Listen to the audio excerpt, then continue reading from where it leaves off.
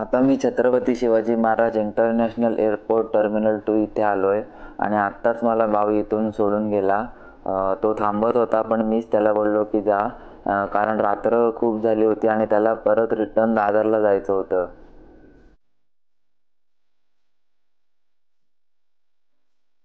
आता मी आतमध्ये एंटर करतोय. माझ्यासोबत अजून तिघेजण आहेत. त्यातला एक जण मला भेटलाय, गौरव. तो पण मुंबईचाच आहे, मराठी आहे.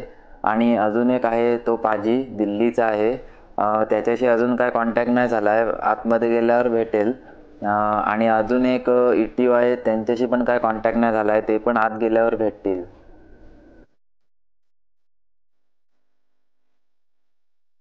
आता मी आतमध्ये आलोय आणि सगळ्यात आधी मी लगेज देऊन टाकीन. इथे माझे CDC, पासपोर्ट, विजा, डॉक्युमेंट वगैरे सर्व चेक करतील. बॅगेचं वजन चेक करतील. आणि मग ते बॅग वगैरे ठेवून घेतील आणि त्याची पावती आपल्याला देतील. आणि ते लगेज आता डायरेक्ट मला थायलंडला पोचल्यावरती मिळेल. इथे सेलिंगसाठी वस्तू आहेत, पण एअरपोर्टच्या वस्तूंची किंमत 4 पट जास्त असते. त्याच्यामुळे इथे न बघितलेलंच बरं. इथे आता मी इमिग्रेशनसाठी आलो आहे. इथे आपलं फिंगरप्रिंट आणि फेस व्हेरिफिकेशन होणार आणि मग बोर्डिंग पास मिळेल आणि तो बोर्डिंग पास घेऊनच मग फ्लाईटमध्ये आपण एंट्री करू शकतो. हा बघा, आता मला बोर्डिंग पास मिळाला आहे. माझा गेट नंबर 46A आहे आणि सीट नंबर 16F आहे.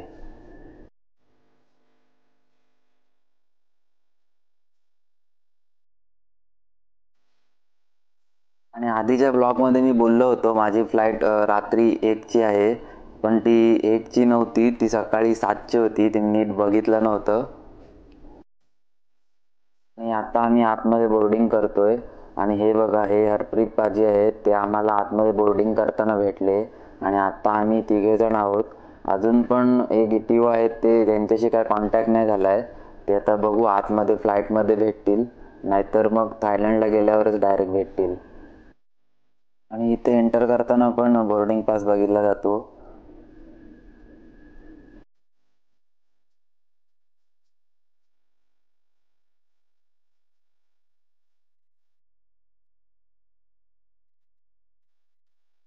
आता सीट नंबर चेक करत पुढे पुढे जातो.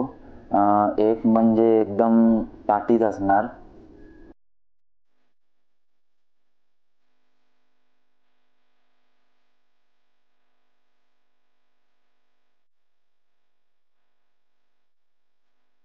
आणि आता मी सीटच्या आसपासच आहे.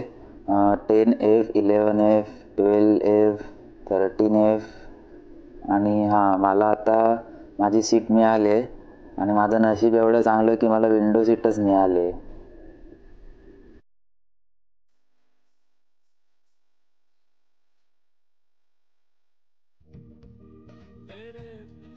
आणि इथे सीटवर हे छोटं ब्लँकेट आणि छोटी पिलो ठेवलेली आहे.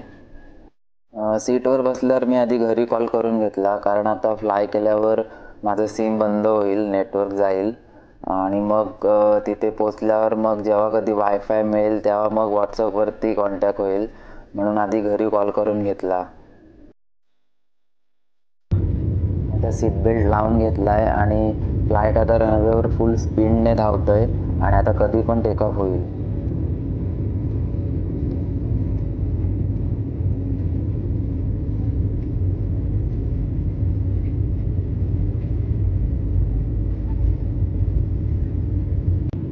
आणि आता जवळजवळ 2000 फूट उंचीवर आलो आहे आणि एवढ्या उंचावरून मुंबई बघा कशी दिसते. टेकऑफ नंतर चांगला झोपलो होतो, तेवढ्यात ब्रेकफास्ट आला. भूक लागली नव्हती, पण खाऊन घेतलेलं बरं, कारण नंतर कधी आता परत जेवण मिळेल काय सांगू शकत नाही.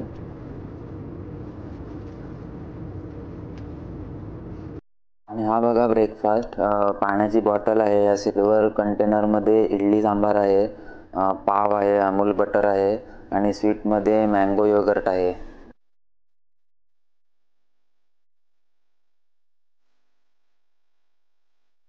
हे बघा इडली सांबार, ह्याची क्वालिटी काही एवढी खास वाटत नाही आहे, पण जाऊ दे, खाऊन घेतो. 4 तासाच्या प्रवासानंतर आता आम्ही थायलंडमध्ये लँड करतोय.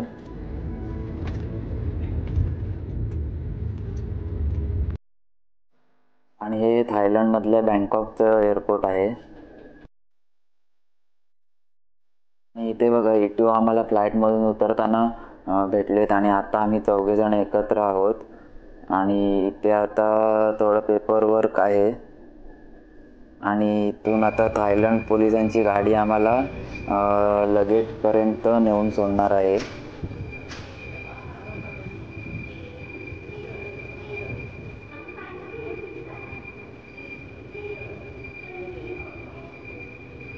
लहानपणी जत्रेत ट्रेनमध्ये बसलो होतो आणि तसंच काहीसं सेम जत्रेतल्या ट्रेनमध्ये बसल्यासारखं फील होत होतं.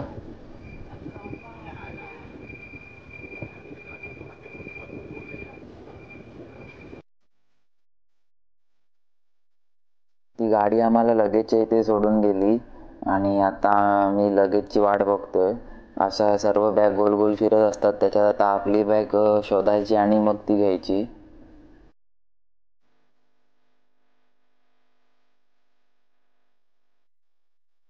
चला आता सगळ्यांच्या बॅग आम्हाला मिळाल्या आहेत.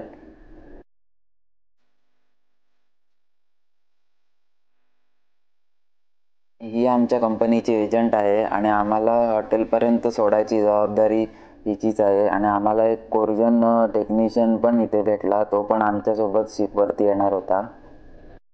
आणि इथे एअरपोर्टमधून एक्झिट करताना पण पेपर वगैरे साईन करायचे आहेत आणि पेपर वगैरे साईन करून आम्ही एअरपोर्टच्या बाहेर निघालो. आणि इथे आम्हाला पिकअप करायला कंपनीची व्हॅन येणार होती, तर तिचा आम्ही वेट करत होतो.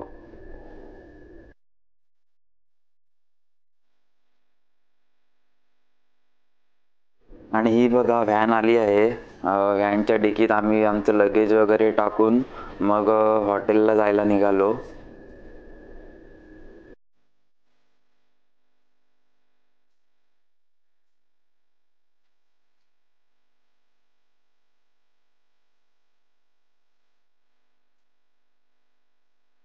एअरपोर्टमधून बाहेर पडेपर्यंत दुपारचे 2 वाजले होते आणि आत्ताच आमची एजंट आम्हाला बोलली की एक दिवस हॉटेल स्टे आहे आणि उद्या शिपवर जायचं आहे. आणि आत्ता ड्रायव्हर म्हणाला की हॉटेल इथून 2 तासावर आहे. म्हणजे आता 2 वाजले होते, म्हणजे हॉटेलला पोहोचेपर्यंत 4-4:30 वाजतील. आणि हे बघा आमचे ली भाऊ, यांना कुठून वायफाय कनेक्ट झालं काय माहीत नाही, मोबाईलवर काहीतरी करतायत.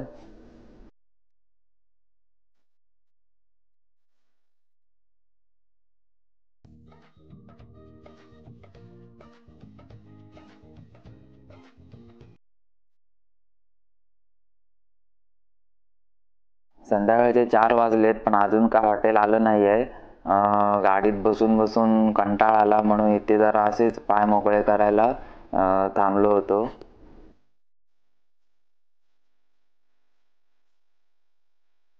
इथे थोडं आम्हाला ट्रॅफिक पण मिळालं आहे म्हणून अजून वेळ लागतोय. आणि ड्रायव्हर आम्हाला कधीपासून सांगतोय 10 मिनिटात हॉटेल येईल, 10 मिनिटात हॉटेल येईल, पण त्याची 10 मिनिटं काय अजून होतच नाही आहेत. जवळजवळ आता 5 वाजले. त्याच्या म्हणण्याप्रमाणे आम्ही 4ला हॉटेलला पोहोचणार होतो, पण अजून आम्ही गाडीतच आहोत.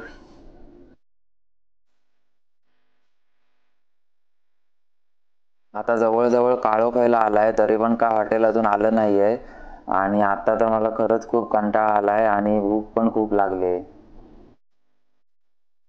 आता फायनली एवढा प्रवास करून आम्ही हॉटेलच्या गेटच्या आतमध्ये आलो आहे. आणि ग्रँड पॅराडाईज असं हॉटेलचं नाव आहे. आणि इथे आता 1 दिवसाचा स्टे आहे आणि उद्या सकाळी आम्हाला शिपवर जायचं आहे. तर आता मी हॉटेलला पोहोचेपर्यंतचा व्लॉग बनवतोय. व्हिडिओ खूप मोठा होतोय म्हणून मी हॉटेल टू शिपचा व्लॉग नंतर कंटिन्यू करेन. आणि जर हा व्हिडिओ तुम्हाला आवडला असेल तर नक्की लाईक करा आणि जर नाही आवडला असेल तरी पण लाईक करा.